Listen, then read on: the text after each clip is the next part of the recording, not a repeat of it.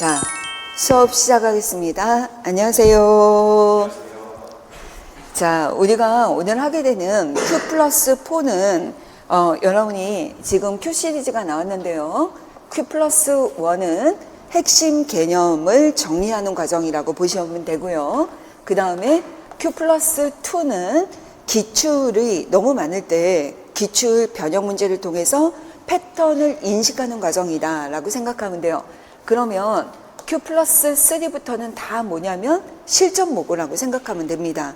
그래서 Q 플러스 3는 20, 22 대비 실전 모고, 통합 모고를 모은 것이고, 그 다음에 Q 플러스 4는 20, 23 대비 이렇게 실전 모고랑 통합 모고를 모은 거다라고 보시면 되겠습니다. 그래서 실제 보면서 이렇게 문제들을 쭉 보다 보면 아마 올해 기출문제랑 얼마나 겹쳤었는지도 아마 여러분이 나중에 비교하실 수 있을 것 같습니다. 자, 그러면 우리 첫 번째 1번 문항부터 보도록 하겠습니다. 우리가 1회부터 4회까지는 과교론 실전 모고이기 때문에 실제 우리가 현장에서 보는 것처럼 한 문항에 뭐 두세 개만 있는 이런 문항이 아니라 여러분 한 회 모의고사당 우리가 과학교육론을 한 바퀴 돌리기 위해서 보통은 많을 때는 하위 항목이 10개 내지 12개까지도 있고 작을 때는 한 4개 이렇게 있다라고 생각하시면 되겠습니다. 자, 그러면 1번 문제 보겠습니다. 1번 문제는 하위 문제가 7개입니다. 자, 그러면 첫 번째입니다. 자, 다음 자료 1은 예비교사들을 대상으로 과학의 본성을 조사한 설문지와 설문 결과 일부이고 이렇게 되어 있죠. 자, 그러면 과학의 본성 줄쳐야죠. 그 다음에 자료 2는 과학 지식의 형성과 관련된 예시이다 이렇게 되어 있죠. 자, 이런 문제는 딱 문제틀을 보면 우리가 실제 기출 문제에서도 봤던 타입이죠. 그런데 실제 1번 문제를 보겠습니다. 자료 1에 문항에서 활용하고 있는 평가 방법의 종류를 적고 이 평가 방법을 활용할 때 주의할 점을 제시하시오 이렇게 되어 있죠. 자, 그러면 자, 우리가 이 평가 방법을 한번 봐요. 문항을 가서 보겠습니다. 여러분 이 문항을 보니까 어떻게 되어 있냐면 각 문장을 읽고 동의하는 정도에 따라 숫자를 써라. 강하게 동의하면 5점부터 시작해서 강하게 부정하면 1점까지 이렇게 되어 있고 문항수가 4개가 있습니다. 이렇게 되어 있죠. 자, 이런 문항을 뭐라고 그래요? 각각의 문항마다 답지가 동일하고 그 다음에 5단계로 지금 되어 있죠. 자, 우리가 이러는 걸 뭐라고 합니까? 리커트 척도라고 하는 거죠. 5단계 리커트 척도가 됩니다. 리커트 척도법에 주의할 점은 무엇입니까? 여러분, 그렇죠. 우리가 문항을 채점을 할 때 역배점, 부정적인 질문에 대해서는 답지를 역배점을 해서 채점을 해야 된다. 이거를 기억하시면 됩니다. 자, 그러면 2번입니다. 자료 1에 문항 가를 평정법의 형태로 변환하시오 이랬죠. 자, 평정법에다 줄쳐놓으세요. 평정법과 리커트 척도법의 다른 점이 무엇입니까? 이거는 시험에 나왔었잖아요. 옛날 시험에서는 어떻게 나왔냐면 평정법을 리커트 척도법으로 바꾸는 거였어요. 근데 제가 이 문제를 리커트 척도를 평정법으로 바꾸는 것입니다. 평정법으로 바꿀 때의 문제는 뭡니까? 특징이 다른 점이 뭐예요? 다른 점이 뭐죠? 리커트 척도는 모든 문항에 대해서 답지가 공통이지만 우리가 평정법은 뭡니까? 문항마다 답지가 다르다라는 것입니다. 아셨죠? 자, 그러니까 여러분 우리가 문항이 뭐냐면 가번을 봐요. 과학은 창의적인 특성과 특성보다 절차적인 특성을 가진다라는 거죠. 자, 이 문항에서 묻고자 하는 게 바로 뭐예요? 과학의 특성은 어떠냐라는 걸 물어보는 거잖아요. 그죠? 특성이잖아요. 특성이 양쪽 다 있잖아요. 그러니까 과학의 특성이 무엇입니까? 이렇게 물어보는 거죠. 그런데 창의적인 특성보다 절차적인 특성을 가진다 이랬죠. 여러분, 그러면 여러분이 보셨을 때 이거는 전통적 인식론입니까? 현대적 인식론입니까?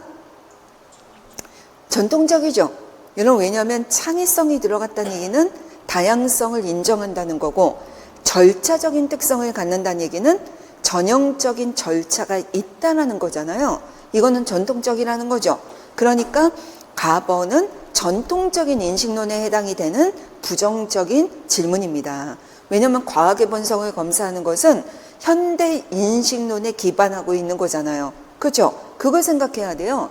그러면 과학의 특성은 어떻다고 생각합니까? 1번, 창의적인 특성과 절차적인 특성이 같다라고 생각한다. 똑같이 기여한다. 아니면 창의적인 특성이 더 크다. 3번, 절차적인 특성이 더 크다. 이 세 가지가 나오겠죠. 비교하는 거니까. 여러분, 우리가 수학적으로 볼 때 비교하는 거는 같다이거나 한쪽이 크다. 이거 세 가지 경우가 있잖아요. 그러니까 세 가지 중에서 고르는 걸로 답을 구성하는 게 가능하다는 거예요. 이해되십니까? 그러면 나번은 어떻게 되겠어요? 그러면 가설은 검증을 거쳐서 어떻게 변화되겠느냐? 그러면 여러분 이거는 가설은 검증을 거쳐서 어떻게 변화됩니까? 여러분 이렇게 물어봤다면 1번 이론이 된다. 2번 법칙이 된다. 여러분 아니면은 3번 이론이 됐다가 법칙이 된다. 4번 법칙이 됐다 이론이 된다. 뭐 이런 조합들이 나올 수 있잖아요. 이게 1번 문항과 2번 문항에 대해서 답지가 다르죠. 이해되십니까? 이런 게 평정법이라는 거예요. 아시겠죠? 그래서 평정법과 리커트 척도법 다시 한번 점검을 해 두시기 바랍니다. 여러분 이건 교육학에서도 중요하잖아요. 이게 교육학에서 우리가 이런 리커트 척도법 옛날에 기출문제 나온 거 기억하죠? 이거를 과학교론에서 풀었었는데 그 다음에 교육학에서 리커트 척도의 주의할 점이 시험에 나온 적이 있단 말이에요. 근데 과학교육론에서 리커트 척도법하고 평정법은 시험에 나온 적이 있습니다. 그러니까 우리가 다시 한번 주의해야죠. 자, 3번입니다. 자료 1에 예비교사 A와 B의 과학의 본성 검사 결과를 채점하고 평가하시오. 이랬죠. 자, 채점 줄 쳐놓고 평가 줄 쳐놓고. 여러분 채점하고 평가가 별개입니다. 평가는 가치 판단까지 가는 거예요. 결론을 내는 거고 채점은 뭐냐면 점수화하는 겁니다. 이렇게 생각하면 돼요. 자, 그러면 우리가 아까 1번에서 했던 것처럼 리커트 척도는 부정적인 질문에 대해서 역배점을 주의해야 됩니다. 그러면 우리가 과학의 본성이 점수가 높으려면 긍정적이려면 현대적 인식론을 가지고 있어야 되는 거죠. 그러면 현대적 인식론이 긍정적인 거예요. 그러면 전통적 인식론은 여기서 뭐가 됩니까? 부정적인 질문이 되는 거예요. 그러니까 역배점을 해야죠. 그럼 보세요. 가번 창의적 특성보다 절차적 특성을 가진다는 것 자체가 전통적이죠. 자, 나번 가설은 검증을 거쳐 이론이 되고 이론은 다시 법칙으로 된다. 여러분 반드시 가설이 법칙으로 된다. 이렇게 설명하면 뭐가 되는 거예요? 전통이 되는 거죠. 이론이 될 수도 있는 거고 그냥 이론으로 남는 경우도 있고 어떤 것들은 법칙이 되기도 합니다. 이렇게 되어죠. 여러분 우리 Q+1에서 그리고 우리 이론 시간에 쪽지 시험에서 이거 연습했잖아요. 전통적 인식론과 현대적 인식론에 대해서 34문항에 대해서 연습했었잖아요. 그겁니다. 그러니까 얘는 전통적 관점이구나 라는 걸 볼 수 있죠. 답번 해봐요. 과학이 어떤 문제에 해답을 주면 그 해답은 다른 문제를 야기한다. 맞죠? 과학이 해답을 만들 수 있는 건 아닙니다. 정답이라는 건 없다는 거예요. 현대인식론입니다. 라번 법칙은 양상 또는 일반화이며 이론은 그런 일반화의 설명체계이다. 맞죠? 이론은 설명체계고 법칙은 여러분 우리가 법칙이라는 것 자체가 뭐예요? 개념 간의 관계잖아요. 개념 간의 관계를 우리가 뭐라고 하냐면 탐구과정 요소 중에 자료해석 아닙니까? 여러분 자료해석을 우리가 다른 말로 하면 평가 준거가 뭐였어요? 변인들의 변화, 양상, 변인 간의 관계. 여러분 이거 아닙니까? 그러니까 맞는 얘기죠? 그래서 현대인식론적인 관점이 됩니다. 그러면 여러분 가번과 나번이 전통적 인식론이니까 역배점 할 때 어떻게 해요? 여러분 4점이 아니라 여러분 이거는 2점이 되고 5점이 아니라 1점이 되고 2점이 아니라 4점이 되고 1점이 아니라 5점이 되는 이게 되는 거잖아요. 기억하시죠? 그러면 채점을 해봐요. 여러분 A 학생은, A 교사는 여러분 총점이 6점이 되는 거고요. B 교사는 총점이 18점이 되는 거죠. 자, 이게 채점 결과입니다. 자, 그런데 평가를 하라고 그랬습니다. 여러분 리커트 척도나 평정법이나 이런 것들을 점수화해서 평정을 할 때는, 평가할 때는 어떻게 합니까? 여러분 어떻게 해요? 중앙값을 계산해서 중앙값 이상이면, 여러분 이거 평가하는 거 시험에 나왔었잖아요. 그거 기억나요? 기출문제? A학급이 태도 점수가 몇 점이고 3점 몇 점, 4점 몇 점 막 이랬다. 이걸 평가해봐라. 이거 시험 문제 나왔던 거 기억하십니까? 여러분 이럴 때 우리가 평가를 어떻게 해요? A 학생의 A 예비교사가 6점이잖아요. 그러면 총점이 6점이니까 평균은 얼마가 되겠어요? 여러분 이게 평균이 네문항이잖아요. 그러니까 4분의 6점으로 계산을 해야 되겠죠. 그러니까 이거는 한 1점 얼마 이렇게 나오는 거 아닙니까? 그러면 평가를 해봐요. 평균은 이건데 우리가 평가를 할 때는 어떻게 하라고 그랬어요? 리커트 척도가 최소값이 1점, 최대값이 5점, 중앙값은 얼마예요? 최대값과 최소값을 2로 나눈 거니까 3점이 되는 거죠. 그러니까 우리가 평가를 하면 어떻게 할 수 있어요? 이 평가는 중앙값이 3점보다, 중앙값이 3점인데 3점보다 이하기 때문에, 3점보다 작기 때문에, 아니 미만이라고 해도 상관없어요. 중앙값보다 낮기 때문에 여러분 어떤 인식론을 가지고 있다라고 볼 수 있어요? 전통적 인식론이다. 하지만 B학생을 보니까 총점이 18점이죠. 그러면 4분의 18점수를 우리가 내면 여러분 여기는 이게 평균값이 얼마가 됩니까? 4.5점이 되죠. 4.5점이라는 건 뭡니까? 중앙값보다 큰 점수이기 때문에 비교적 긍정적인 태도를 가지고 있고 긍정적인 인식을 가지고 있는 현대 인식론의 관점이다. 이렇게 보는 거예요. 여러분 하실 수 있죠? 그래서 채점은 총점이나 평균까지만이 채점이고 평가는 여기서는 얘는 부정적인 의미를 가지고 있기 때문에 전통적 인식론이다. 하지만 B는 우리가 현대적 인식론을 가지고 있다. 이 평가가 나와야 돼요. 가치 판단까지 해야 되는 것입니다. 자, 이해되셨죠? 그래서 채점과 평가를 헷갈리지 말아야 된다. 잊지 마십시오. 자, 네 번째입니다. 예비교사 A와 B의 관점이 부합되는 과학사 예시를 자료 2에 가해서 다해서 찾아줬고 근거를 제시하시오. 이렇게 했습니다. 네 번째는. 자, 그러면 여러분 이 관점에 부합하는, 이랬잖아요. 여러분 각각의 관점이 전통적 인식론과 현대적 인식론이라는 거죠. 그러면 이 관점에 부합하는 자료를 찾아야 됩니다. 그러면 자료 2에 가서 읽어봐요. 가번, 뉴턴은 기계적 철학에서 인정하지 않았던 힘이라는 새로운 개념을 도입하기 위해 당시 대학에 유행하던 신플라톤주의, 연금술 기독교 사상을 기반으로 원격작용에 의한 보편 중력이라는 개념을 끌어내고 이를 정당화했다라고 했죠. 하지만 여러분 여기까지 문장에서 여러분 느껴지는 과학계 지식의 본성 느껴집니까? 신플라톤주의나 연금술, 기독교, 이거는 직접적인 과학과는 관련이 없는 거죠. 순수 과학이 아니죠. 이거 뭐에 영향을 받는 거예요? 특히 종교 같은 거는 과학의 사회성 아닙니까? 사회성이 이 안에 들어있구나.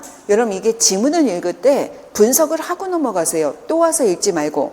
독일 물리학자들이 뉴턴 역학을 버리고 비인과적인 양자 물리학을 적극적으로 수용한 것은, 여러분 뉴턴 역학을 버리고 여러분 그 다음에 비인과적인 양자 물리학을 적극적으로 수용했다. 이렇게 되어 있죠. 여러분 뭐가 보여요? 뉴턴 역학에서 양자학으로 넘어갔다는 얘기 아니에요. 이걸 우리가 뭐라고 합니까? 잠정성이죠. 그래서 잠정성도 여기 있구나. 이렇게 볼 수 있습니다. 이렇게 수용한 것은, 여러분 적극적으로 수용한 것은 물리학자들이 수용했다는 거잖아요. 이거 뭡니까? 사회적 합의죠. 과학자들의 사회적 합의에 의해서 1차적으로 미시세계에 대해 뉴턴 역학이나 맥스웰의 고전 전자기학이 한계를 보였기 때문이다. 여러분 여기다 줄쳐놓고요. 이렇게 바뀌게 된 근거가 첫 번째는 바로 고전 전자기학의 한계, R2 아닙니까? 변칙 사례죠. 그러나 제1차 세계대전 패배 이후에 고전 물리학과 인과론적인 결정론에 적대적이었던 독일 대학의 분위기 또한 무시할 수 없다. 여러분, 독일 대학의 분위기 또한 1차 세계대전 이후 여러분 이거에 영향을 받았다. 이렇게 되어 있죠. 여러분 줄쳐놓고요. 여기 뭐 있어요? 사회성 있잖아요. 사회성. 여러분 여기 보면은 지식이 형성이 되는데 사회적 영향을 받는 거 아닙니까? 여러분 이거 지문 어디서 가져온 거냐면 여러분 우리 교과서 있잖아요. 과학사 교과서 있죠? 거기서 가져온 거예요. 그 교과서에 있는 내용입니다. 이렇게 보시면 돼요. 그러니까 여기는 잠정성이나 사회성이나 이런 것들이 들어있으니까 현대인식론적인 관점입니까? 전통적 관점입니까? 현대인식론 아닙니까? 얘는 옆에다 써놓고요. 나번입니다. 독일의 과학자 리터는 자연에는 항상 반대의 성질이 존재한다는 독일 자연 철학자의 신봉자였다. 그는 빛의 붉은색 파장 뒤에는 적외선이 발견되었으므로 반대로 보라색 파장 뒤에도 눈에 보이지 않는 광선이 있을 것이라고 생각했다라는 거죠. 자, 이렇게 생각하는 이유는 자기가 어떻게 믿고 있는 것에 대한 신념의 기초에서 이렇게 기대하고 있는 거죠. 이런 관찰 결과를 기대하고 있죠. 이런 것 자체가 뭡니까? 관찰의 이론 의존성이에요. 자기가 가지고 있는 믿고 있는 신념, 이론, 경험, 지식 때문에 반대도 있을 것이라고 예상하는 거예요. 이거죠. 그래서 여기 그는 빛의 붉은색 파장 뒤에서 이렇게 다른 게 있다라고 생각했고, 리터는 수많은 실험 끝에 결국 자외선을 발견해냈다. 자, 예상했고 실제로 검증을 했죠. 우리가 라카토스를 얘기하면 이런 걸 뭐라고 그래요? 전진적 연구 프로그램이 되는 거예요. 예측력을 가지고 있잖아요. 여러분, 게다가 실험적인 증거에 기초해서 확인을 했죠. 이거 뭡니까? 경험적인 근거 기반 아닙니까? 과학 지식의 경험적인 근거 기반. 이렇게 됩니다. 여러분, 여기에도 뭐가 있어요? 자기가 믿고 있는 신념에 의해서 기대를 하고 실제로 경험적인 증거에 기초해서 그걸 확인하죠. 이런 거 다 뭡니까? 관찰의 이론 의존성과 같은 것이 있는 것은 현대 인식론적인 관점이라고 볼 수 있죠. 답번입니다.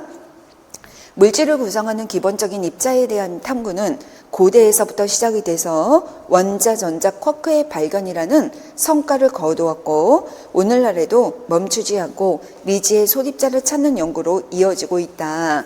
여러분, 여기까지만 보면 계속 이게 탐구를 통해서 바뀌었네. 꼭 우리가 현대적인 것처럼 보이지만 끝까지 읽어봐야 돼요. 즉, 과학자들이 한 주제에 대한 연구를 거듭하면 과학 분야의 지식이 증가하고 더 정확해진다. 이렇게 되어 있죠. 자, 지금 이거는 지식이 이렇게 변화되는 관점을 뭐로 설명하고 있는 거예요? 정확하고 그 다음 더 정확해지고 지식이 증가된다. 이렇게 보는 관점이죠. 이거는 무슨 관점이에요? 누적 모형의 관점 아닙니까? 그러니까 똑같은 현상을 누적 모형으로 설명하고 있기 때문에 다는 전통적 인식론이구나. 이렇게 볼 수가 있다는 거예요. 아시겠죠? 이렇게 우리가 과학사 예시를 연결시킬 수가 있습니다. 자, 이번에는 5번째입니다. 가에서 뉴턴 역학이 양자역학으로 바뀌게 된 구체적인 원인 2가지를 적으시오 라고 했는데, 아까 이미 나왔잖아요. 한 가지는 뭐였냐면 R2 변칙 사례 때문에, 고전 전자기학의 한계 때문에, 두 번째는 뭐였어요? 사회성 때문이죠. 그 당시 1차 세계대전 이후에 대학의 분위기나 이런 것 때문이다. 이 2가지가 되는 겁니다. 이거는 지문 해석이죠. 6번째입니다. 자료 2에 가에 포함된 과학 지식의 본성 2가지만 적으시오 라고 했는데, 아까 우리가 이미 다 찾았죠. 사회성이나 아니면은 사회적 합의에 관한 것이나 잠정성이나 이런 것들이 됩니다. 7번째, 자료 2의 다는 과학 지식의 변화 모형 중에 어느 모형으로 설명하는 것이 적합하냐? 아까 나왔지만 누적 모형이 되는 거죠. 그래서 이렇게 여러분이 확인하실 수가 있겠습니다. 자, 이번에는 2번 문항으로 가겠습니다. 자, 2번은요. 다음은 고등학교에서 김 교사가 운동과 충돌 그리고 안전에 대한 수업을 위해 계획한 교사학습 과정안, 과제, 관련 교육과정의 일부입니다. 자, 그러면 주제에 해당한 줄쳐놔야죠. 여기 물리 선생님들은 이거 교육과정이나 교과서를 한번 가서 보셔야 됩니다. 자, 그래서 과정안이 있고 과제가 있고 교육과정이 있습니다.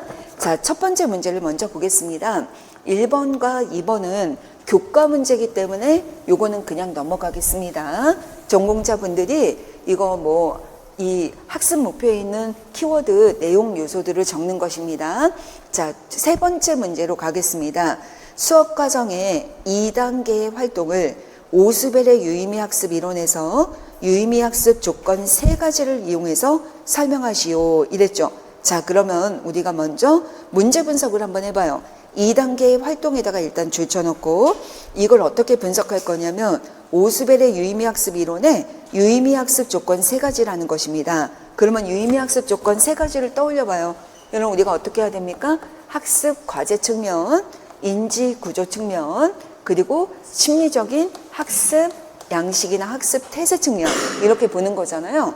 그런데 학습 과제가 가져야 될 거는 뭡니까? 실사성과 구속성을 가지고 있어서 논리적 유의미가 이게 와야 되죠. 그러면 두 번째로 있어야 될 것은 뭡니까? 두 번째 조건이 우리가 아무리 논리적 유의미가를 갖추고 있더라도 우리가 선행 인지 구조가 없다면 안 되죠. 이럴 때 연결시킬 수 있는 걸 뭐라고 그래요? 잠재적 유의미가라고 하죠. 여러분 이 잠재적 유의미가가 있더라도 내가 이것을 기꺼이 연결시키려는 태도인 심리적 유의미가가 있어야 되는 거죠. 이 3가지 측면에서 설명을 하는 것입니다. 여러분 그러면 활동 2를 가서 보겠습니다. 자, 우리가 1번 먼저 보면 1번에서 학생들이 모든 별로 토의하고 발표했어요. 그랬더니 2번 교사는 학생들이 발표한 내용에 기초하여 이랬죠. 자, 여기다 줄 주세요. 학생들이 발표한 내용이라는 거는 학생들이 이미 모든 별로 토의해서 발표한 내용이잖아요. 이 학생들이 발표한 내용은 학생들이 이미 알고 있는 선행 인지구조의 기초에서 발표한 내용이겠죠.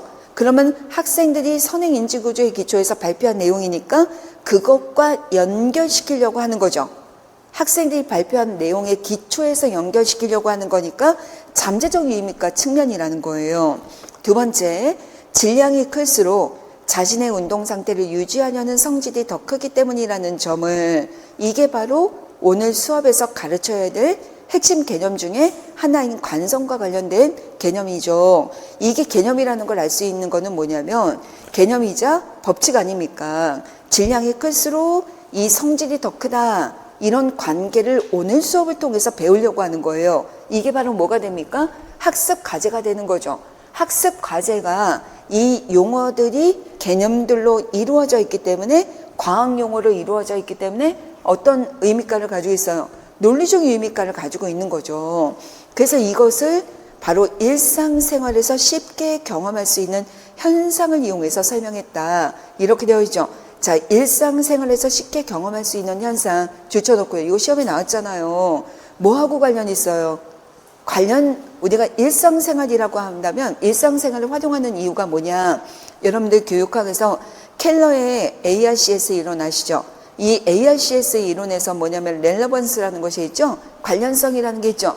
이 관련성이라는 게 뭐냐면 학생들이 나하고 내 삶하고 관련이 있다라고 생각해야지만 더 학습 동기가 유발될 수 있다는 거 아닙니까? 일상생활이나 실생활 소재를 활용하는 이유는 관련성을 높이는 거, 학습 동기를 높이는 거예요. 그렇기 때문에 기꺼이 나하고 관련이 있고 내가 필요한 거구나 라는 그걸 느껴야지만 뭐가 돼요? 기꺼이 학습 과제를 인지구조에 연결시키려는 태도를 갖게 되는 거죠. 심리적 유의미가를 갖추게 되는 것입니다. 이렇게 3가지를 연결시켜서 쓰셔야 돼요. 4번째입니다. 수업과정 3회 활동에 3회다가 딱 줄쳐놓고요. 통합탐구과정 요소 2가지를 적으시오. 통합탐구과정이잖아요. 거기다 줄쳐야죠. 기초탐구가 아니라 통합탐구입니다. 2가지 적는 거예요. 그러면 여기는 근거는 없어요. 그러면 근거까지 안 적고 딱 통합탐구 적는 겁니다. 그러면 3번 활동을 가서 보겠습니다. 교사는 운동하고 있는 물체가 가지는 물리량에 영향을 주는 변인에는 어떤 것이 있을지 질문했습니다. 학생들에게 자신의 생각을 그리고 질문하고 난 다음에 학생들에게 자신의 생각을 확인하기 위해 여기 이것들을 이용을 해서 실험을 계획하고 수행해 보게 했습니다. 이렇게 되어 있죠. 여러분 뭐가 보여요? 어떤 것이 영향을 줄까라고 한다면 학생들이 생각을 하겠죠. 근데 학생들이 어떻게 생각을 하는 거예요? 이것이 이것에 영향을 줄 것이다. 이렇게 생각할 거 아니에요. 그게 바로 뭐예요? 가설 설정 아닙니까? 여러분 기출문제에 보면 지구과학에 이런 문제가 있었어요. 교사가 질문하고 난 다음에 그 왜라는 질문에 대해서 학생별 모든별로 토의하고 난 다음에 실험을 뭐 설계하고 이렇게 했다. 여러분 그거 언뜻 보면 가설 설정이 없는 것처럼 보이지만 학생들의 모든별 토의가 곧 뭐가 됩니까? 가설 설정이에요. 가설 설정. 최근에 그거 나왔었잖아요. 여기가 어떤 것이 영향을 미칠까?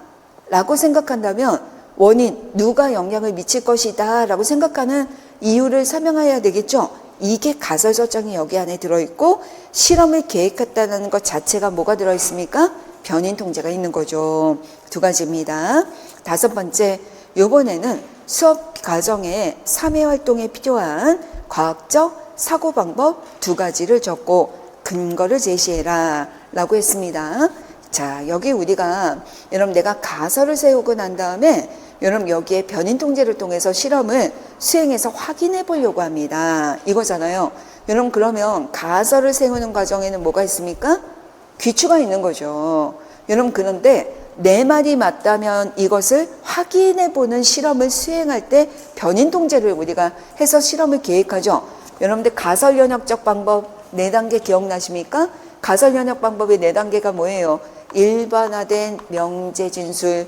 여러분 두 번째가 뭐예요? 초기 조건 설정. 그 다음에 뭡니까? 예측 원명의 제시. 네 번째가 가설 검증 또는 결론 도출. 이렇게 되는 거 아닙니까? 여러분 여기에 들어있는 대표적인 것 중에 여러분 예측 원명의 제시라는 건 뭐냐면 초기 조건을 설정을 바탕으로 초기 조건을 왜 설정을 하냐면 이렇게 실험하는 이유는 내가 말이 맞다는 것을 확인하려는 거죠. 그 안에 연역이 있는 거예요. 실험을 설계하는 것 자체가 내 말이 맞다는 것을 확인하는 거죠. 그 안에 연역이 있는 것입니다. 하지만 연역 대신에 가설 연역이라고 해도 맞습니다. 아셨죠? 가설 연역 또는 여기에 기출법 아니면 연역 이 세 가지 중에 두 가지 써주시면 되겠습니다. 자, 여섯 번째는 여기 미음에 들어갈 과학적 내용이니까 교과니까 넘어가고요. 일곱 번째입니다. 피아제의 인지발달 이론에 기초하여 이랬죠. 자, 피아제 인지발달 줄쳐놓고요. 피아제 가져오셔야 돼요. 6번 활동을 수행할 때 6번에다가 줄쳐놓고요. 어떤 조작 능력이 필요한지 여러분 조작 능력이라고 했습니다. 여러분 이거 줄쳐놓고요. 조작 능력을 여러분 조작 능력이 필요한지 조작 능력에도 줄치시고 조작 능력에 뭐가 생각납니까? 여러분 조작 능력이 뭐예요? 여러분 조작 능력이 뭡니까? 여러분 우리가 용어를 딱 보면 이게 뭘 물어보는지를 딱 알아들어야 되죠? 여러분 조작 능력이 바로 뭡니까? 우리가 구체적 조작기, 형식적 조작기 이렇게 얘기하는 것처럼 여러분 우리가 그 피아제 그러면 인지발달 이론이라고도 하지만 지능발달 이론이라고도 하죠. 여러분 그래서 피아제 인지발달이나 지능발달 이론의 학습 요소가 뭐냐면 구성 요소가 뭐냐면 인지 구조 그죠? 그 다음에 인지 내용 인지 구조 인지 내용 그 다음에 인지 기능 조직화와 적응 여러분 그리고 동화와 조절 평형화 이런 걸 통해서 이 세 가지가 합쳐지면 뭐가 되는 거예요? 여러분 세 가지가 합쳐지면 뭐가 발달한다고 그랬어요? 조작 능력. 이 조작 능력이 뭡니까? 지능이 발달한다. 여러분 이거 기억나십니까? 여러분 우리 여러 번 했잖아요. 이 조작 능력이 발달하는 거 아니에요? 그래서 이 조작 능력 지능이 바로 뭡니까? 논리적 사고, 논리적 조작 능력입니다. 여러분 기억나요? 여러분 빵꾸난 거 메꿔야 됩니다. 이거 문제를 풀다 보면 이거였군, 아 맞아, 이렇게 생각이 나는 것들을 자꾸 메꾸셔야 돼요. 그래서 이 논리적 사고 조작 능력에 해당이 되는 게 뭐였어요? 보존 논리, 비례 논리, 확률 논리, 조합 논리, 상관 논리, 변인 통제. 여러분 이거 기억나십니까? 이게 조작 능력이에요. 아셨죠? 그래서 우리가 그 얘기 하잖아요. 형식적 조작기에서 이 학생들이 가지고 수 있는 조작 능력이 어느 수준이냐? 이게 조작 능력이라는 거예요. 이게 지능이고 이게 논리적 사고를 얘기하는 거예요. 아셨죠? 자, 그러다 보니까 여러분 여기 우리가 어떤 조작 능력 딱 주쳐놓고 최소 6가지는 떠올라야 되지, 이걸 생각해야 됩니다. 그러면 6번을 보겠습니다. 교사는 학생들에게 학습한 내용을 이용을 해서 수업 도입부에서 제시한 충돌 모의 실험 결과를 설명하게 한다. 여러분 지금 이거 뭐 하고 있는 거예요? 우리가 보통 동기유발에서 보여줬던 예시, 실생활 예시나 이런 것들을 학습한 개념을 이용해서 설명하게 하는 것입니다. 약간 우리가 정교화하는 과정이나 마찬가지 아닙니까? 그러면 우리가 도입부, 수업의 도입부가 바로 뭐냐면 1번 아니에요, 1번. 1번으로 가서 우리가 보도록 하겠습니다. 여러분 1번에 가서 보니까 교사는 같은 속력으로 달리던 자동차와 자전거가 충돌하는 사고가 발생하는 충돌 모의 실험 영상을 보여주고, 자전거에 탄 사람이 더 위험한 까닭은 무엇일까? 라는 거에 대한 답을 얘기하는 거 아니겠습니까? 아셨죠? 그래서 학생들이 모든 별로 토의했다라고 되어 있는데, 바로 그 모의 실험 결과를 학생들이 실제로 충돌을 가지고 설명한다는 겁니다. 이거죠. 자, 그러면 우리는 사실은 내용은 잘 모르겠지만, 여러분 아까 2번에서 밑줄친 디귿 있잖아요. 바로 질량이 클수록 우리가 뭐 운동하려는 성질이 크다, 뭐 이런 것처럼, 여러분 여기에는 충돌이 있으니까 충돌량, 여러분 이런 것들이 바로 충돌량, 이런 것들이 실제로 뭐하고 관련이 있냐면 질량과 속도, 이 둘에 의존한다는 거예요. 운동량이나 이런 것이. 그러니까 속력이 일정한데 왜 자동차와 자전거가 충돌하는 게 달라질까? 이랬을 때 여러분 이 충돌량이나 운동량이나 이런 것들을 설명할 때는 질량이나 속력이 그 안에 들어가는 변인인데, 속력이 일정하다라는 걸로 생각하고, 우리가 속력이 일정하다면 질량으로 비교하는 거 아니겠습니까? 이거 기출문제 있었잖아요. 이거 뭐예요? 속력이 일정하다면 질량으로 만약에 비교할 때는 비례 논리가 필요한 거죠. 또 하나는 변인 간의 관계로 설명하면 뭐도 필요해요? 상관 논리가 필요한 거죠. 이런 것들이 이렇게 들어가면 됩니다. 적어도 2가지는 있어야 되겠죠. 자, 이번에는 8번째입니다. 교수학습 과정안을 STS 수업 모형으로 재구성할 때 5번과 6번 단계의 활동은 STS 수업 모형의 어느 단계에 해당이 되느냐, 이렇게 되어 있죠. 자, 그러면 여러분은 STS의 단계를 4단계를 써보는 거예요. 여러분 4단계가 어떻게 됩니까? 문제로의 조례, 탐색, 설명 및 해결 방안의 제시, 그 다음에 실천, 이렇게 되죠. 그런데 우리는 이 STS 수업이라는 것 자체가 구성주의 수업 단계에서 왔다는 거예요. 여러분 구성주의의 대표적인 수업 모형이 뭐라고 그랬습니까? 순환학습이라고 그랬죠.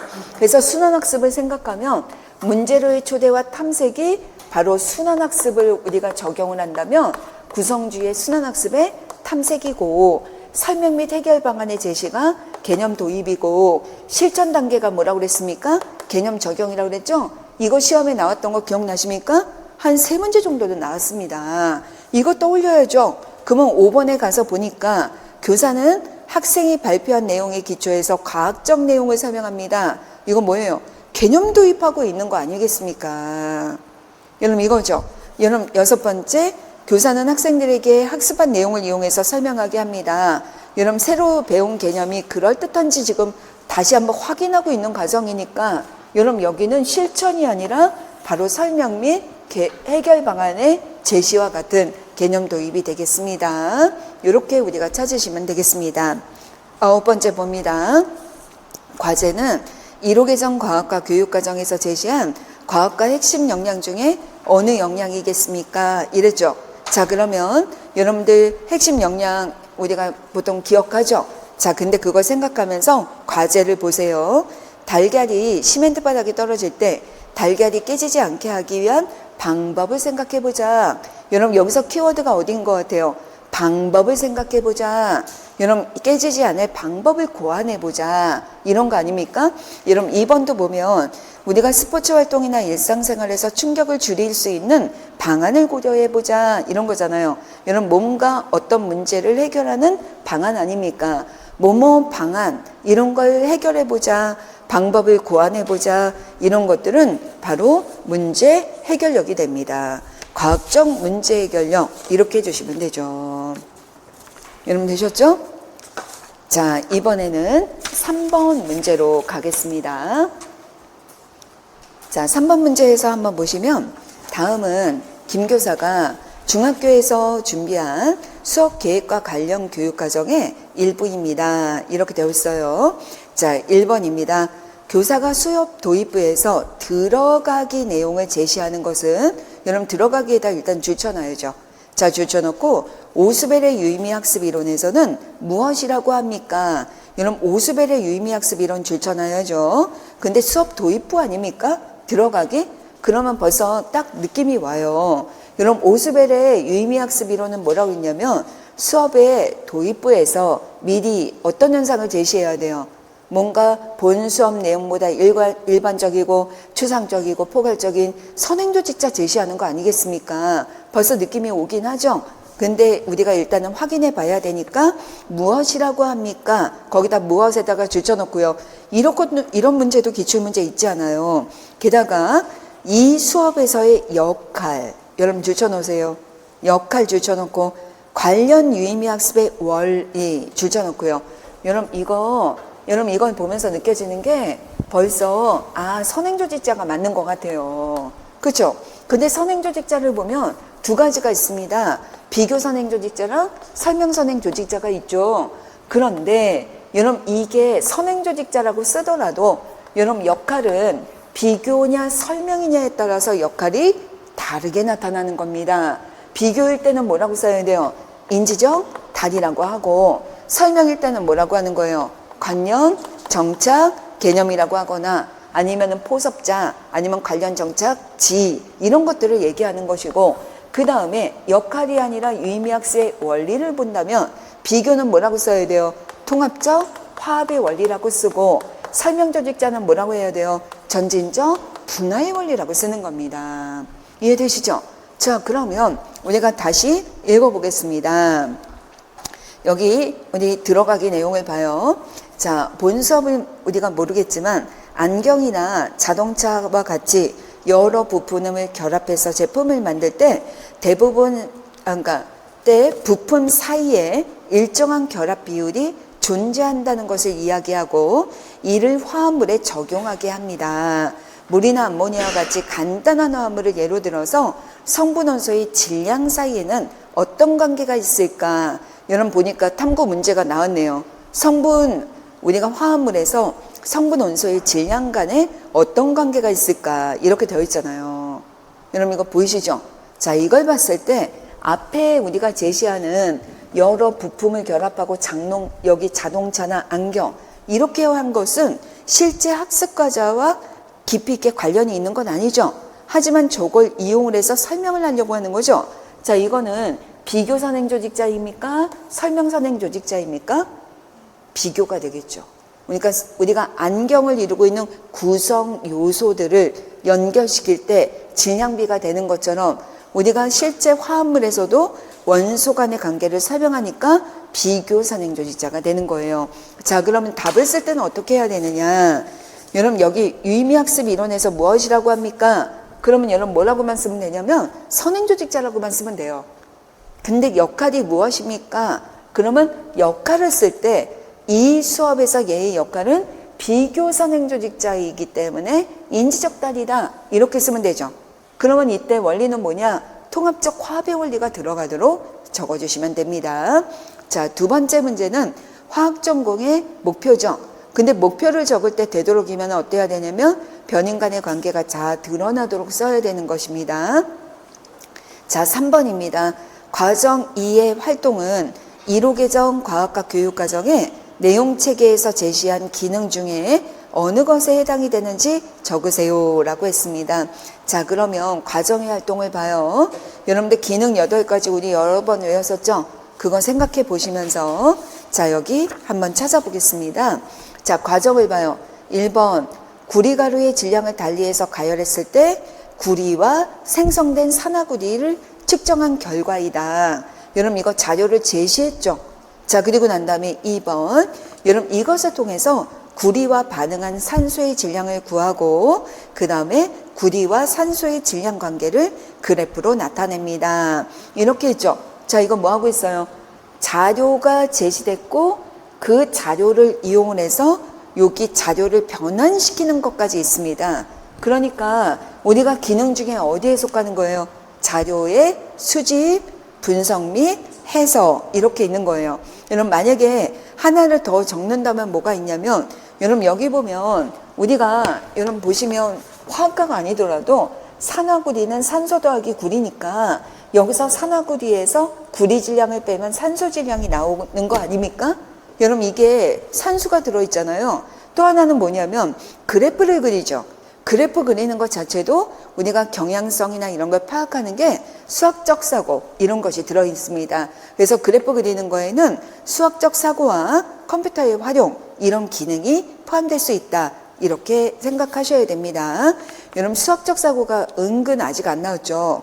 시도는 여러 번 하셨어요. 왜냐면 우리가 실제로 과학사 지문 같은 거에 보면 수학적인 뭐 분석을 했다 이런 내용이 꽤 많이 나왔지만 아직은 안 나왔거든요. 이거 여전히 중요합니다. 자, 이번에는 네 번째입니다.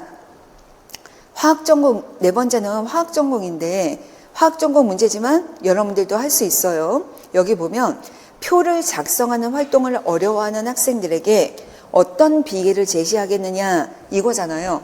여러분 우리가 비계를 제시할 때 여기는 우리가 아까도 말한 것처럼 전체 질량에서 얘를 빼면 산소 질량이 나올 겁니다. 이런 건데 이게 바로 앞전에 배웠던 질량 보존의 법칙을 활용하는 거거든요. 우리가 화학 전공이 아니면 사실 이거 잘 모르지만 이때 여러분이 좀 생각할 수 있는 게 바로 뭐냐면 뭘 생각해야 되냐면 비계라는 것 중에 하나는 힌트를 주는 거잖아요. 힌트를 줄 때 우리가 활용하는 거는 이전에 배웠던 사전학습 이런 것들을 활용해야 된다. 이걸 잊지 마시기 바랍니다. 다섯 번째입니다. 정리 1의 활동을 정리 1에다가 줄쳐놔야죠. 형광펜 같은 거 이렇게 흐린색 같은 거 있잖아요. 문제를 읽으면서 키워드 같은 걸 딱딱 줄쳐놔야 돼요. 정리 1을 수행하는 데 필요한 과학적 사고를 적고 근거를 제시해라. 과학적 사고 줄치세요. 근거까지 줄치세요. 근거 쓰라 그러면 근거 써야 됩니다. 그러면 정리 1로 와보세요. 산화구리를 구성하는 구리와 산소 사이의 질량 관계를 설명해보자. 이랬죠. 여기 키워드가 뭐예요? 키워드가 뭐예요? 구리와 산소 사이의 질량 관계 아닙니까? 여러분 이거 자료 해석이잖아요. 근데 자료 해석이지만 변인과 변인 간의 관계를 본다는 것 자체가 뭐예요? 규칙성을 보는 거죠. 규칙성이라는 걸 쓰면 안 되고 과학적 사고를 쓰라고 그랬잖아요. 규칙성을 찾을 때 쓰이는 사고가 뭐예요? 귀납적 사고 아닙니까? 그러면 그때 근거가 뭐가 되는 거예요? 변인 간의 관계인 규칙성을 발견하는 사고가 필요하니까 이렇게 쓰는 겁니다. 여섯 번째입니다. 정리 2의 활동을 수행하는 데 필요한 통합탐구 과정 요소를 적고 자, 정리 2 줄쳐놓고 통합탐구 과정 요소 줄쳐놓고 클로퍼의 과학교육 목표 분류해서 어느 항목이냐 이렇게 돼 있죠. 클로퍼가 한 번도 아직 안 나왔거든요. 2014년 이후에 준비하고 계셔야 됩니다. 자, 그러면 2번을 보겠습니다. 탐구의 결과로 알 수 있는 사실을 다음 용어를 사용해서 설명해 보자. 이렇게 되어 있죠. 여기 포인트가 뭡니까? 이러한 결과를 토대로 탐구 결과를 바탕으로 탐구 결과로부터 알 수 있는 것을 설명해 봐라. 여러분 이러면 이건 뭐가 되는 거예요? 결론 도출 아닙니까? 결론 도출이잖아요. 근데 학생들이 개념을 잘 모를 수 있기 때문에 이 용어를 제시해 주는 것 자체가 바로 뭐냐면 비계예요. 아셨죠? 근데 결론 도출을 하도록 하는 거죠. 그러면 클로퍼에서는 뭐 했을 겁니까? 결론 도출이니까 데이터 해석 및 일반화가 되는 거죠. 클로포드 연습해 놓으셔야 돼요. 자, 7번째입니다. 과정과 정리의 활동을 수행하는 데 필요한 핵심 역량을 찾아서 각각 한 가지만 적고 근거를 제시해라 라고 했습니다. 자, 그럼 봐요. 아까 과정에서 찾았는데 과정은 뭐였어요? 자료를 수집하고 그 다음에 자료를 변환하고 이런 거잖아요. 자료 수집, 자료 변환, 이거 뭐 하고 있는 거예요? 탐구하고 있는 거 아니에요. 탐구 요소잖아요. 그러니까 뭐가 필요하죠? 과학적 탐구 능력입니다.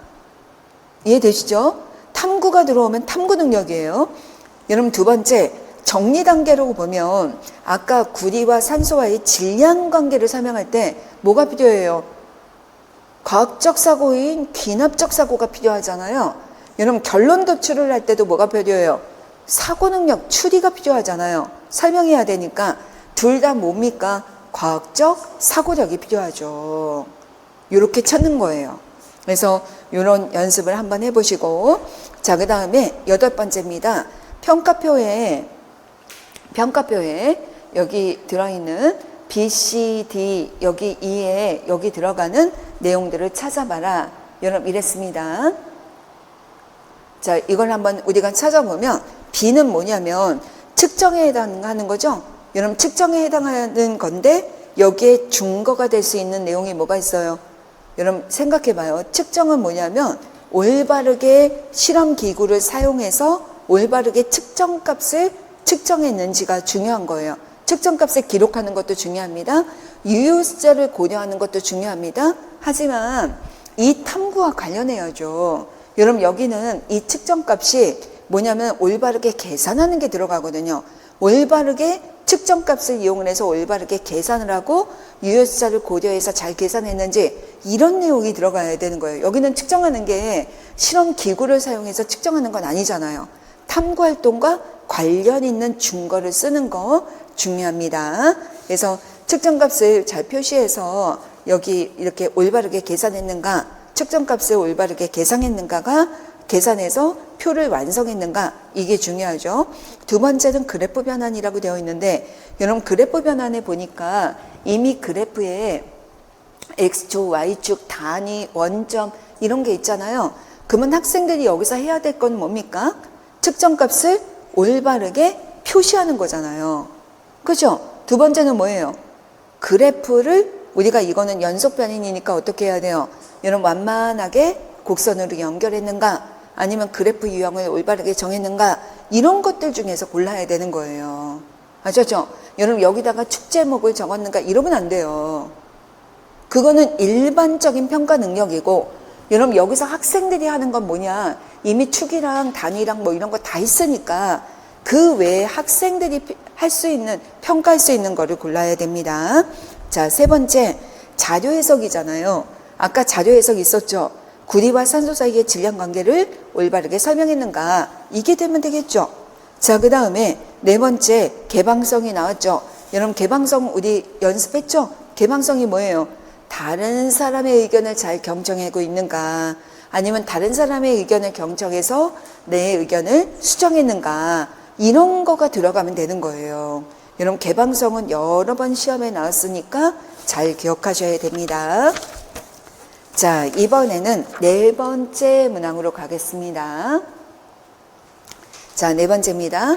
다음은 세포막을 통한 물질의 출입과 관련된 평가와 세포막 모형에 관한 과학사 및 관련 교육과정의 일부입니다. 자, 이렇게 되어 있고요. 자, 우리는 1번부터 문제를 보겠습니다. 자, 1번입니다. 첫 번째입니다. 오스벨의 유의미학습 이론 줄쳐놓고요. 들어가기 줄쳐놓고요. 어떤 역할 줄쳐놓고요.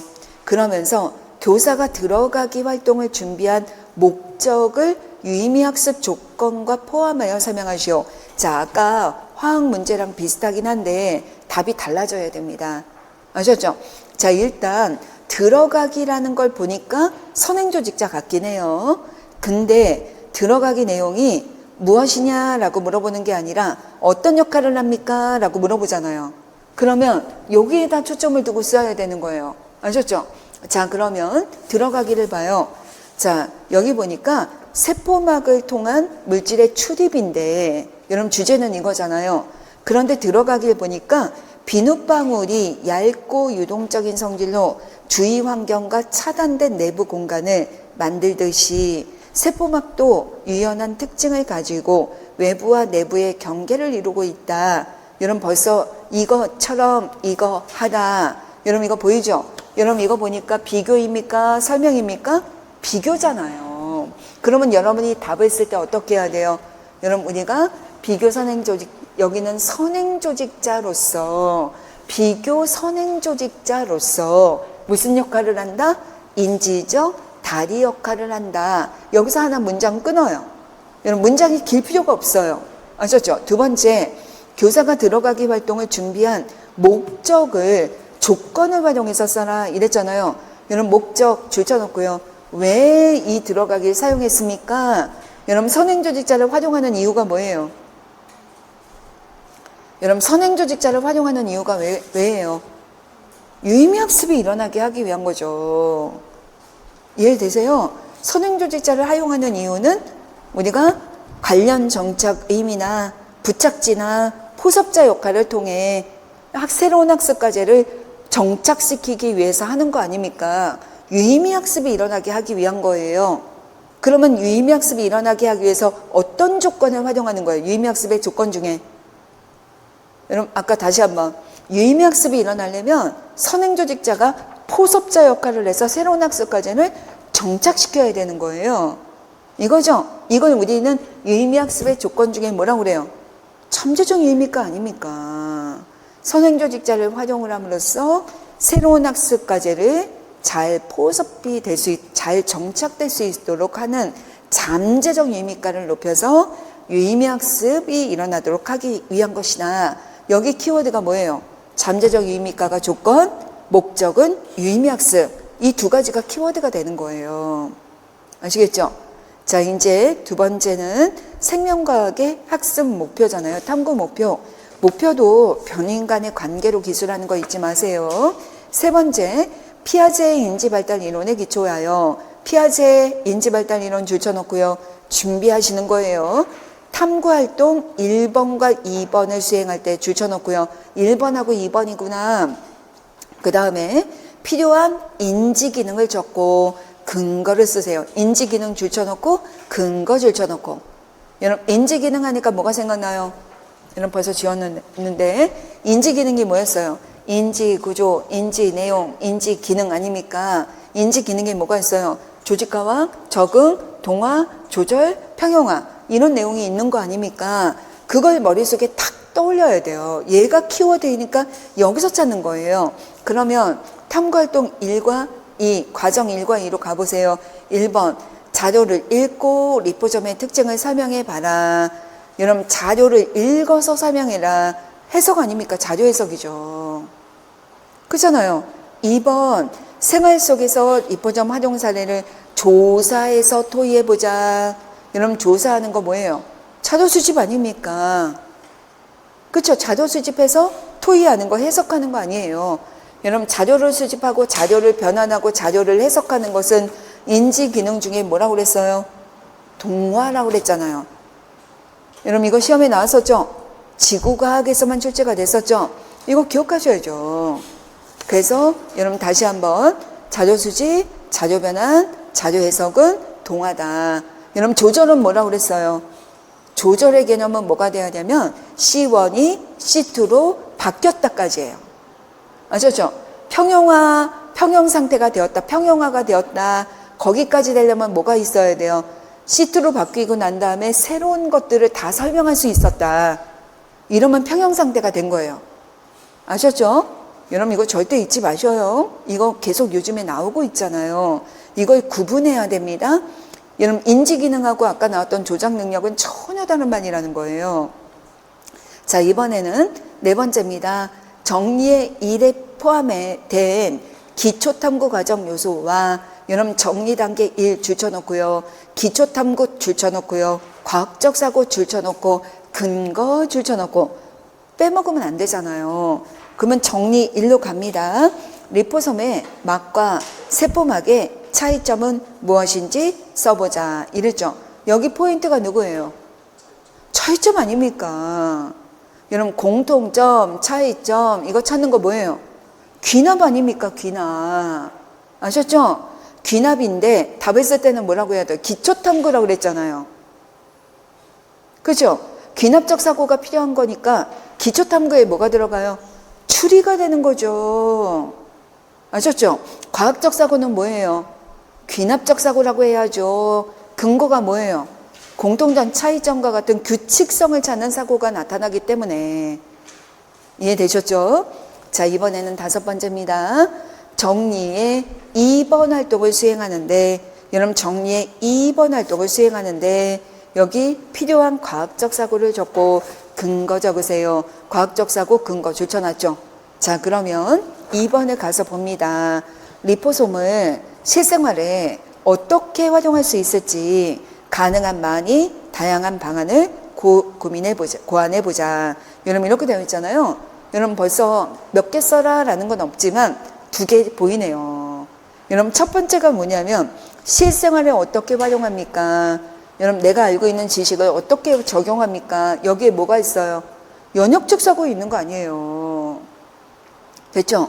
자, 2번째, 여러분 이걸 어떻게 활용할 수 있을지 가능한 많이. 이거 뭐예요? 유창성, 다양한 방안. 여러분 이거 뭐예요? 융통성. 여러분 이거는 무슨 사고예요? 창의적 사고잖아요. 창의적 사고도 또 나올 때가 됐죠. 여러분 생명과학에서만 계속 나왔죠. 자, 이번에는 6번째입니다. 과학사에서 실증주의적 관점에 해당하는 사례를 2가지 골라라. 앞으로 과학사를 읽을 때는 아예 분석을 다 하면서 내려오세요. 과학사 봅니다. 1915년 적혈구 세포로부터 분리한 막을 화학적으로 분석하여 지질과 단백질로 구성되어 있다는 것이 밝혀졌다. 여러분 첫 번째 문장이 뭡니까? 실험을 통해 밝혀졌잖아요. 증거가 나타난 거잖아요. 이거 뭐예요? 실증이죠. 경험적 증거 기반도 되고 실증이 되는 거 아닙니까? 그리고 난 다음에 현상 관찰이잖아요. 근데 10년 후 고티와 그 다음에 그렌델은 세포막의 인지질이 이중층으로 되어 있을 수밖에 없다고 생각하였다. 그래서 즉 세포막은 인지질의 소수성이 어떻고 친수성이 어때서 이렇게 제한하였다. 이렇게 되어 있죠. 자, 이게 뭐예요? 현상 관찰을 하고 난 다음에 이럴 거다라고 제안했잖아요. 가설 설정이죠. 됐죠? 이후에 단백질이 어디에 위치할 것인가에 대한 질문이 제기되었다. 문제인식 아닙니까? 탐구 문제예요. 1935년 데이비슨과 이 사람이 순수한 인지질 이중층만으로 구성된 막의 표면이 생체막의 표면보다 물에 훨씬 더 강하게 부착된다는 자료를 바탕으로, 여러분 이런 근거를 바탕으로, 경험적 근거 기반이에요. 이걸 바탕으로 샌드위치 모형을 제안하였다. 여러분 모형 나왔죠? 여러분 이것도 역시 자신의 가설 설명을 하기 위해서 모형을 활용하는 거죠. 과학의 본성이 모형을 활용하는 겁니다. 자, 그 다음에 1950년대 전자현미경을 이용한 세포 연구가 시작되면서, 여러분 이러면 또 나왔네. 이거 뭐가 나와요? 전자현미경과 같은 기술이 발달한 거잖아요. 그럼 뭐가 있습니까? 과학의 발전은 이론만이 아니라 기술을 통해서도 발전한다. 이것도 있죠. 1972년 싱어와 니콜슨은 막 단백질이 이렇게 개별적으로 박혀 있거나 부착되어 있으며 이렇게 접촉하고 있는 유동 모자이크 모형을 제안했습니다. 또 나왔죠? 유동 모자이크 모형. 여러분 아까 전자현미경으로 문제점이 제기되었다는 이거 변칙 사례 아니에요. 이 변칙 사례가 나타나서 새로운 유동 모자이크 모형이 나왔으니까 이거 여기서 뭐가 보여요? 샌드위치 모형이 유동 모자이크 모형으로 바뀌었으니까 이거 잠정성 아닙니까? 그러면서 동결합을 이용을 해서 단백질들이 막의 인지질 이중층에 실제로 박혀 있다는 것이 관찰되었다. 여기다 줄지어 놓고요. 이거 뭐예요? 실제로 관찰되었다. 실증주의 아닙니까? 관찰됐잖아요. 검증이 됐잖아요. 그러니까 실증주의가 되는 거죠. 여러분 우리는 여기서 실증주의 관점이 첫 번째 문장과 맨 마지막 문장이라는 걸 알 수 있죠. 자, 7번째입니다. 과학사에서 나타난 과학 지식의 본성을 3가지만 찾아 적어라. 이미 아까도 나왔지만 여러분 경험적 근거 기반도 있었죠. 자, 과학 이론은 모형을 활용해서 설명할 수 있다는 거죠. 모형이 나왔다는 것 자체가 상상력과 추론을 바탕으로 하고 있죠. 그 다음에 모형이 바뀌었기 때문에 잠정성을 가지고 있죠. 이렇게 우리가 볼 수 있죠. 또 게다가 뭐도 있냐면 과학자들이 2명 이상 이렇게 협력했죠. 그러니까 과학의 연구는, 과학 지식은 과학자들 간의 협력적인 연구를 통해 발전한다. 이런 것이 있습니다. 많죠? 자, 이번에는 8번째입니다. 과학사 내용은 겹변 모형과 점집 모형 중에 어느 모형으로 우리가 설명하는 것이 적합하겠습니까? 이랬잖아요. 여러분 그러면 우리가 겹변 모형이라는 것과 그 다음에 점집 모형이라는 것이 있죠. 여러분 겹변 모형이라는 건 뭐냐면 아예 C1이 완전 폐기되고 바뀌는, 여러분 모든 게 다 바뀌는 거예요. 하지만 점집 모형이라는 건 뭐냐면 여러분 우리가 이론의 목적이 있고 그 다음에 이론이 있고 그 다음에 방법이 있고 여러분 이렇게 되죠. 이렇게 3가지 3차원 네트워크가 있는 것입니다. 맨 처음에 가설이 등장하고 난 다음에 어떤 현상을 막 설명하기 시작했는데 현미경 기술이 발달을 하니까 또 다른 이론이 또 영향을 주기도 하고 이렇게 되죠. 그래서 이게 체제 자체가 완전히 대체되는 게 아니라 부분적으로는 맞고 부분적으로는 틀리고 개선된다는 게 이렇게 되는 거기 때문에 점집 모형에 더 적합하다. 이렇게 볼 수가 있겠죠. 자, 그 다음에 9번째입니다. 과학사에서 밑줄집 모형은 어떤 종류의 모형이냐 이랬죠. 여러분 여기 과학사에서 모형이라는 게 샌드위치 모형과 유동 모자이크 모형 이렇게 되어 있죠. 자, 우리가 모형은 3가지 유형이 있죠. 과학 교육학에서는 척도 모형이 있고 비유 모형이 있고 이론 모형이 있습니다. 여러분 여기서의 이 샌드위치 모형과 유동 모자이크 모형은 무슨 모형이에요? 비유 모형이죠. 샌드위치처럼 아니면 모자이크처럼 이렇게 되는 것입니다. 근데 해설지에 아직도 이게 안 바뀌어 있더라고요. 이론 모형으로 되어 있더라고요. 여러분이 비유 모형으로 이렇게 해주시면 되겠습니다. 자, 10번째입니다. 교육과정에 이거는 이제 교과니까 이거는 생물 전공이신 분들은 반드시 참고해 보시면 좋겠습니다. 자, 이번에는 5번째 문제로 가겠습니다. 자, 5번째 문제 먼저 보겠습니다. 다음은 김 교사가 태풍을 주제로 한, 태풍 줄쳐야죠. 여기 주제로 한 수업을 위해 로손의 서술적 순환학습 모형에 따라 여러분 줄쳐야죠.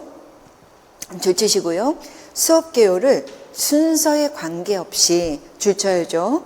여러분 그러면 서술적 순환학습이라고 했구나. 그리고 순서에 관계없이라고 했구나. 여러분 그러면 순서부터 찾아야 됩니다. 그러면 수업 개요를 먼저 읽고 가겠습니다. 가번해 봐요. 교사는 여러분 이동 경로를 그리고 의문을 생성하고 잠정적인 답을 만들고 설명하게 했습니다. 여러분 이런 과정이 다 탐구죠. 그러니까 여기는 탐색입니다. 여러분 나번해 봐요. 여러분 학생들은 중위도에서 태풍의 진행에 따른 위험반원, 안전반원에 대한 풍속 변화를 그려보고 이유를 설명합니다. 여러분 이게 개념 도입인지 개념 적용인지 잘 이해가 안 갈 수 있어요. 그러니까 통과해요.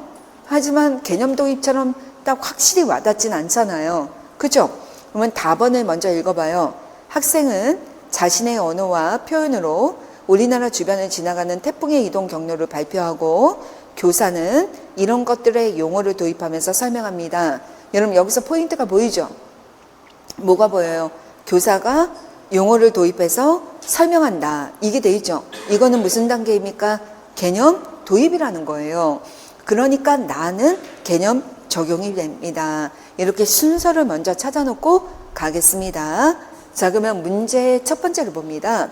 수업의 개요는 서술적 순환학습 모형의 특징 측면에서 부적절한 부분이 있다. 그 이유를 들어 지적하시오. 이랬죠. 자, 이런 스타일의 문제가 옛날에 화학에서 나오더니 얼마 전에 몇 년 전에 2년 전인가 생물에서 나왔어요. 그래서 이거를 지구과학에다가 제가 적용해서 문제를 한번 바꿔본 거예요. 여러분 그러면 서술적 순환학습은 어떻게 이루어져 있습니까? 서술적 질문과 서술적 응답만 해야 되죠.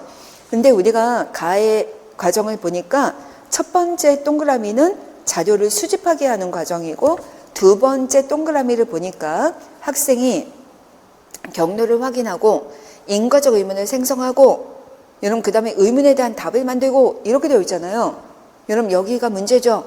여러분 우리가 실제로 경험기초적 순환학습에서는 인과적 의문이 없고 인과적 의문에 대한 답을 만드는 과정이 경험기초적 순환학습이 되는 거고 만약에 서술적에서는 이런 가설 설정 과정이 없어야 됩니다. 이렇게 여러분이 적어주시면 돼요.